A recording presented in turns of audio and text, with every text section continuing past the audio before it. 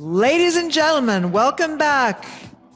And welcome Executive Vice President and Chief Commercial Officer at Riot Blockchain, Chad Everett. Exciting times here today, exciting times. And thank you for having me. So imagine a future that creates a gateway to financial freedom. Imagine a future that creates a gateway to economic impact and personal growth. Or imagine freedom that's taken away because of regulators in this industry that we care for. My name is Chad Everett Harris. I'm the Chief Commercial Officer of Riot. Riot Blockchain is a digital infrastructure company that builds, manufactures, and designs facilities that support the Bitcoin network. I'm here today to tell you, and I might hit your emotions when I say this. I can see the future, and some people in this room and across this industry may not be in it. And the reason why is because of bad actors, poor cash management, and a difficult business environment. And the reason why I kind of open with that is because, I've heard people today, I've heard really, really smart people today on this stage.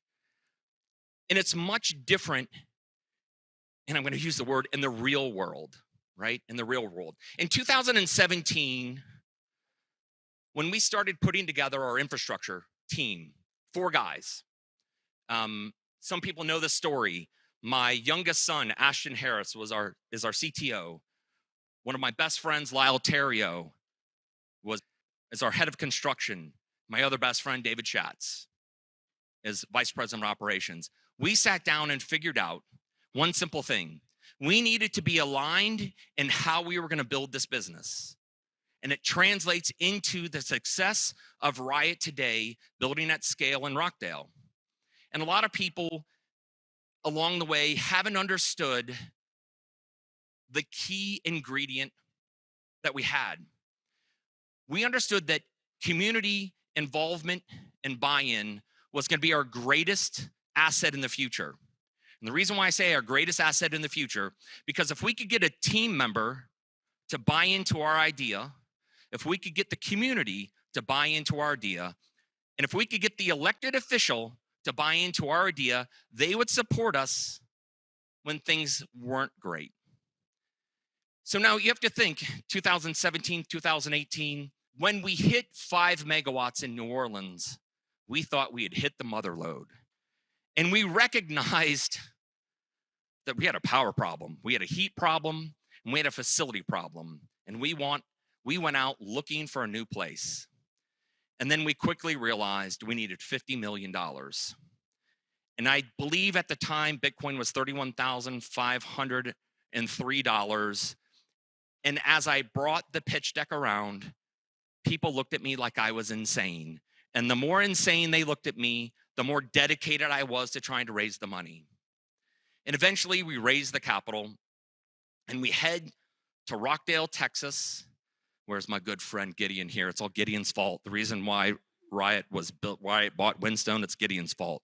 Everyone just ask Gideon at the end. The reason why we ended up in Rockdale is I read an article in Wired magazine called Hard Luck Town Bet on Bitcoin and Lost. And I knew that was the place for us to go. Bitmain at the time was trying to build a facility there, had made all these promises of jobs and tax collection and all these things. So I looked at it and dissected every one of the articles that everyone had wrote, and I sat down and I'm like, what is the key ingredient that's missed here? What's the key ingredient? Transparency. So it's really easy for somebody to sit, prepare a spreadsheet, say, well, here's what it should look like, and when the perfect environment happens, we're going to make this much money, and everyone's going to get paid, and it's going to be great. But the problem is, and every month, every person in this room experiences it. Every one of us reads press releases and we read through them because they're not transparent.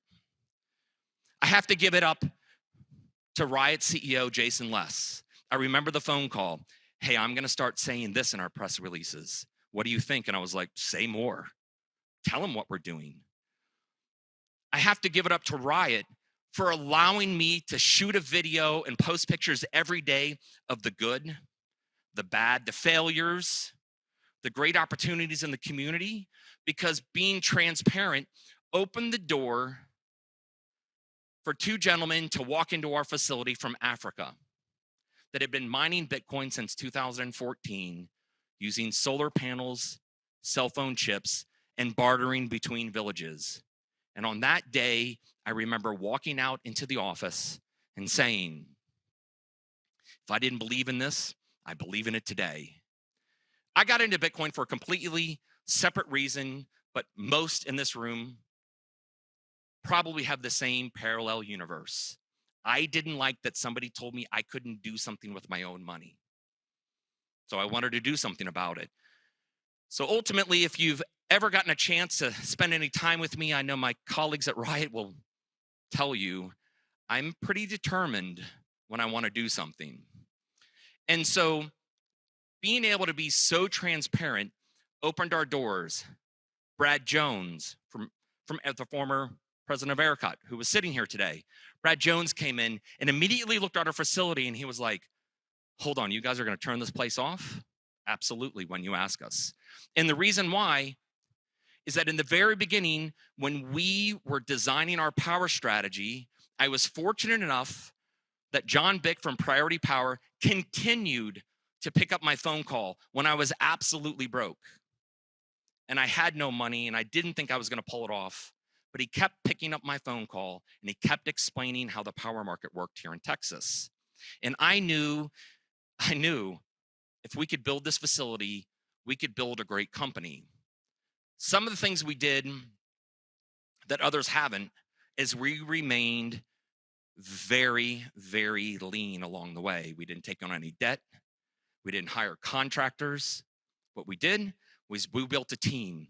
We built a team of passionate people that believed in the core value of our business and executed it at a rapid pace on a daily basis.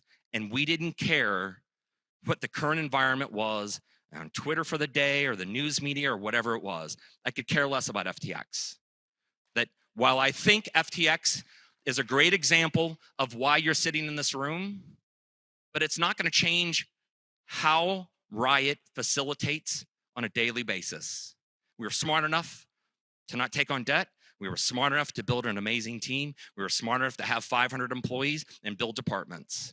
And why did we do that? Because we knew having that opportunity and getting tax incentives to hire those people pays for those people. We knew that having a power contract that's correctly hedged and managed would be the best opportunity for us as a company. But along the way, there's things that we noticed. We noticed as people started scaling their businesses, it became real easy for people to raise capital using the Rockdale facility as a case study. Because I've heard it over and over again. I've seen our own pictures in other people's pitch decks.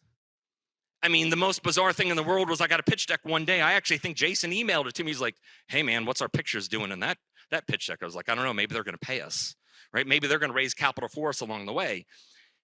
But it goes to show you that, 2 years ago, this audience was packed. Today, this is an audience full of passionate people that believe that they can actually facilitate what they tell the public. And I think it's important because every single time one of us fails in a disastrous way, it affects every one of us in this room. One of the other things that's really, really important along the way is to create genuine expectations about capacity in the marketplace. Now, Brad Jones talked about the flexible load task force, and they've been in the Rockdale facility a few times. We had a bunch of miners from around the state of Texas come in, and we all listened to them. The problem is somebody blurted out, we're going to build 50 gigawatts in Texas. And let me tell you something, even Giga Chad can't build 50 gigawatts. I don't have the capital. I can't find the capital. I can't get the amount of miners. I can't build it at a fast enough scale. There's not enough copper to make it happen in a reasonable amount of time. If we as an organization don't start providing expectations that are actually factual, that we can stand behind and actually deliver, we are going to continue to have elected officials be so concerned, just like when they changed the way you got an interconnect. So in order for us to grow this industry, it's going to require us to be super transparent. I said this already. We have to be transparent. We have to stop creating these false narratives. We have to stop putting press releases out there that, you know, each one of us reads them on another side and we're like, we know that's not the truth, because you know the inside of the industry. If we don't start being transparent enough to tell people on the outside of this industry that don't understand what we do, the real value that Bitcoin is, and it's about the people that are building it and the value that it brings to communities. I have spent the last 3.5 years, pounding the pavement, even when we were short on capital, and I traded my time to get buy-in from the community. I know it's like people are like, oh, that's easier said than done. In Rockdale, Texas, it was a spring day. It was April 2020. I went to the local track meet at the high school, knocked on the concession stand door, and I said, hey, do you need help? My name's Chad Harris. And I flipped hamburgers for 4 hours. And the reason why I flipped hamburgers for 4 hours is because I knew somebody would ask me, who are you? And do you have a kid here? It's like, no, my kids are adults. We're building this place here in Rockdale, and I thought my best way to meet people was to come here and show you that I'm going to trade my time to support your community. And I ask everybody in this room today, if you don't have capital, if you can't write the check, if you can't, you can't make the trip, figure out a way to take your time and trade it for those people's commitment. Now, that always hasn't worked, right? It's backfired. I'll be honest with you, it's backfired. You'll hear me joke, and I think when I was at A&M, I joked about the Chad Harris Haters Club, right? It's a real thing. We're building a facility in Corsicana. We have some people that aren't necessarily happy with what we're doing, but they don't know why. And there's about 5 of them. And it's interesting that every single time we continue to do work and we continue to expose people, we're starting to hire, and they're starting to realize, oh, this is a real company. The pressure from those organizations becomes less. And I think it's important because if anybody follows my Twitter, just this week, I had the great opportunity to represent Riot at a small school in Lexington, Texas. The bike club, the 8th grade bike club. And this is what I mean about trading your time for community buy-in. The 8th grade bike club, one of the children's bicycles broke. On Thursdays, they ride their bicycles. And that child, Eric, went home and told his dad. His dad happens to work for Riot. He walked in, he went to the admin office, and he said, hey, could you think I could get a donation to help fix these bicycles? Lauren and admin was like, no, we just won't fix them. We'll get them new bicycles and helmets and tools and spare parts. And having the opportunity to stand there and recognize that 13 8th graders introduced themselves, shook my hand, thanked me, and I said, don't thank me. Thank the 500 men and women of Riot for their support.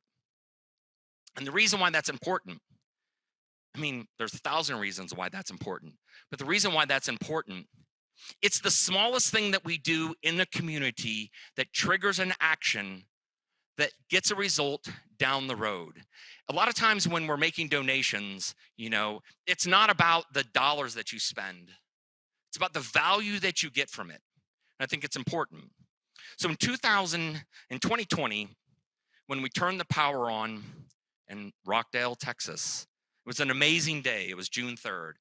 I was excited. I couldn't believe it. We actually turned it on and it worked. Now you have to imagine our strategy is a lot different than others. We work 24 hours a day, 7 days a week, 3 shifts. For every month that standard company works, probably in this room, we work 3. Our whole basis of our ability is we're going to outwork you. And then we're going to outwork you. We're going to outwork you with systems and procedures. And we're going to outwork you in buying. We're going to outwork you in every one of those things. It's the easiest thing in the world to do. It's simple math, right? Like how many hours are there in a day? How much can you produce? How much can you get done? And you hire the people and you do it. And a lot of people say, well, how do you afford to hire the people? Well, we were smart enough to build a facility that allowed us to get tax abatements and sales tax credits. We were smart enough in the beginning. I remember the day that I had to tell Lyle Terrio, and at the time he was the COO of Windstone, and now he's the head of construction. I had to explain it to him. He was like, why are we hiring all these people? We're not going to be able to afford them. I'm like, we have 2 choices to make. Do you want to pay taxes or do you want to take that money and hire people? And he's like, let's just hire the people. So it's the same thing, right? I was like, it's the same thing. Here's the math. And he's like, oh, it's actually cheaper to hire the people. It's like, it's cheaper to hire the people. And at scale, it's really less expensive to hire the people.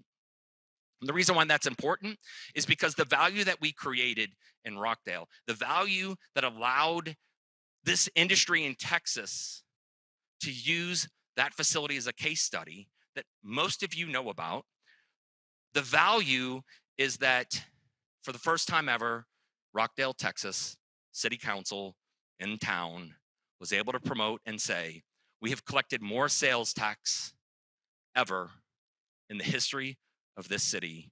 And it's the first time we ever have more money than we do in our budget. And when you think of that, when you think of it, it's amazing to think that you can go into rural America, you can create a business, and you can impact so many people.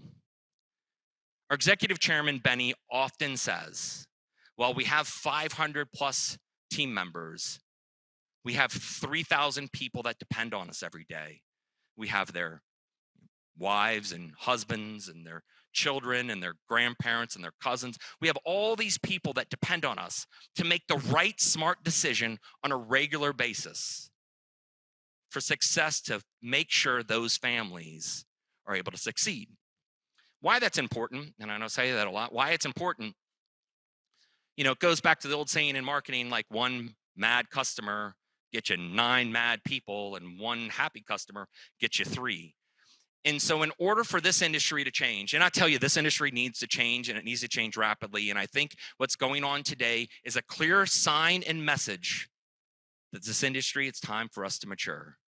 It's time for us to understand that we have to operate this industry as a business. We have cost of goods. We have to pay rent. We have to pay property tax. We have payroll and all those things regular businesses do. I joke all the time. I'm like, hey, we're making Coca-Cola. It's in cans. It's in a warehouse. We got to sell some of them to keep the lights on. And the reason why I try to talk in the most simple way ever is it connects with people. Makes people say, oh, hold on for a second. The best business strategy for any business is to do the things that are the most profitable, that create the most impact, that gives them the most livelihood to succeed, to fight another day. And I kind of think if you look at this industry today, and I know that you're seeing it the same way I am, you have to be seeing it the same way I am. It is unraveling at a record pace that is almost unimaginable. Bitcoin was $60,000+ and everybody was driving Lambos and flying planes and hanging out on yachts. And let me tell you something, it's a much different world. And the reason why that's important is because that type of bad behavior, and I'm going to call it bad behavior, throw rocks at me. Anybody have tomatoes? Hum them up here. That type of bad behavior creates an environment that makes it really tough for the people that are doing it right. That bad behavior of mismanagement, poor cash planning, all those things has turned into bankruptcy, restructuring, closing. The problem is every time that happens, it makes it harder for the rest of us. And why that's even more critical is it makes it hard for the rest of us, and it makes it hard for the public to trust us again. So, how do we fix it? Here's how I say it. Here's how I think. It's going to require everyone in this room to be so transparent with their company, to be absolutely brutally honest every single day. When you write a press release, stop putting the fluff in it. We did X, we failed at Y. Here's why we failed. Here's what we're doing about it. Not like, oh, we did X and here's why. And look, it's, rosy unicorns coming down the way. It's all nonsense. If we don't start behaving like professionals, I joke a lot of times. I'm like, it's beer caps and t-shirts. Those days are gone. Like, we should be in slacks and sport coats. We should be in suits. This is a professional business. This is billions of dollars we're creating of generational wealth opportunity. So past the transparency, I touched on it earlier. We have to be honest and straightforward about capacity and how it turns on. We have to partner with the right people. We have to create the right relationships. And one of the speakers earlier, and I'm not sure who said it, one of the speakers earlier talked about training and jobs and all those things. And what's important is, it's interesting that in Rockdale, Texas, while I was sitting here today, I received the email for the certified training program for the high school to teach them how to fix miners. I also, in the same one about financial responsibility, is in the same training class for these kids that are in Rockdale, Texas, that this Bitcoin mining company showed up that they had no idea before. And all of that's happening because Texas has the greatest opportunity of incentives if you pay attention, do your homework, and use those resources. The Texas Workforce Commission provides you the opportunity to create training programs. If you've ever been to Whinstone or seen the pictures at the Rockdale facility, if you've ever been there and you see, I often talk, if I'm the guy that gives you the tour or anyone else, they talk about the security guard entrance. The security guard entrance was designed by team members that worked at that facility that got sent to Temple Cottage that received training paid for by Texas Workforce Commission to build, to understand how to do roofing, concrete, electrical, all those things. They designed and built it. I always joke during the tour, it's like, it took them a long time. But that team now is a team of 40 people that do every small project on the site at rapid pace. They now are learning how to use CNC laser machines, making parts when they break for machines, because where we are, we're on a remote island. It's an hour to get something. And a lot of times the things that we need don't exist. So we bought all the tools necessary. And so, ultimately, what is it like? What is it like to build North America's largest Bitcoin mining facility? It is the greatest opportunity that has been put in front of myself and our team members every day. We have to be resourceful. We have to do job training. We have to think. We have to create opportunity. And I have to say, and I'm going to applaud Riot's board, because when I came to Jason and said, hey, I think we have to figure out a way to get buy-in for our team members so they feel like they are part of our success. And he came back and he said, every single team member from this day going forward will be rewarded based on the capacity and how we turn power on. In every single quarter, people in Rockdale, Texas, that when they started working for us did not have bank accounts, didn't even know how to get a bank account, didn't know how to have a direct deposit, all those things. We had to have people take them to the bank and show them how to do it. They literally receive profit sharing in a town of 5,500 of farmers, ranchers, and cattlemen and Bitcoin miners. And why that's important is because the more that we change and promote good behavior within this industry. We promote one another. And if you ever notice, you will see me firsthand go to a fellow Bitcoin miners company and say, congratulations on what you accomplished. That is awesome.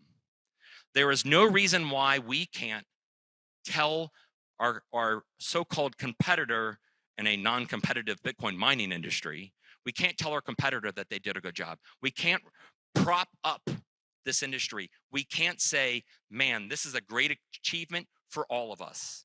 And if we don't start behaving like that, we're going to be in the situation we're in today, where people don't trust some of the people in this industry. People don't trust that we're going to make the right decision. Transmission companies and electrical providers and ERCOT will be super slow to react. One of the biggest problems in this industry, and everyone knows this, it is capital intensive. It requires innovation like no tomorrow. And it's interesting that I think that earlier, I think I overheard somebody say, oh, well, Riot something, immersion something. And it's funny because a lot of people like to stand on the outside, look inside, and assume what's going on. What they don't realize, I don't know anyone that has spun up 400 megawatts, 300,000 square feet of structure in 14 months, and did it in the middle of a global crisis on supply chain. I don't know anyone. I only accidentally did it because we built an incredible team of people that absolutely refuse the word no. You know, and it's funny that, you know, and if you've ever been on the tour, if you heard it, you listen to the videos, you know, we built our own security company because we had a problem. We needed a security company, so we did it ourselves. David Schatz, Vice President of Operations, built a security team. Recently, now all of our security team is going through jiu-jitsu training, because when you come, we're coming for you, right? Like, we're coming for you. Like, we really care. Like, we want them to have the best training there is. Jason often talks about like swimming across a pond with a gun in your mouth or something along those lines, right? So we're trying to get everybody ready to swim across Lake Alcoa. I think some of the other things that are just unusual that are imperative that we did along the way, it's like when we had a problem, we fixed it. We created the opportunity to hire somebody to do it and create that job. You know, and in closing, being Giga Chad has been the greatest professional opportunity of my lifetime. But what's more important is seeing the opportunity that it's created for others to follow. And this opportunity, every single person in this room and rooms that you fill in the future and events you go to and that you'll go to for years to come, it will change. We'll become more professionalized. And it's because on that silly little day when my 8th grade son bought Bitcoin using a money order because he wanted to buy some socks. That's how this all started. And when you think that 8th grader at 25 years old has deployed probably one of the largest Bitcoin networks in the world, and he taught himself. And I think it goes to show you the resilience, the smarts, the never give up attitude, and the sense of urgency when building a world-class team that we've assembled at Riot. We've assembled a world-class team of assassins that are passionate, that are rewarded, and that are committed to carry out the core values of our company every day, and we talk about it. And I leave you with this. You too have the same opportunity that 4 guys had in 2018 when we met at Chipotle over a burrito. There wasn't anything special. There were 4 guys that refused to give up. And I would say, I encourage you to do the same thing. I encourage you to go in your communities. I encourage you to take staff members and treat them with the greatest respect and help them make you successful. Thank you very much. I'm Lee Bratcher, the president of the Texas Blockchain Council. Thank you to everyone who came out to this year's summit, helping us make it the best one yet. Now more than ever, we need professional industry associations like the TBC to help craft effective policy instead of the CEOs of centralized exchanges roaming the halls of various state capitals or in DC. Texas is quickly becoming the center of the universe for Bitcoin, blockchain, and digital assets. If you want to be part of the future that we are crafting here in Texas, join the TBC today.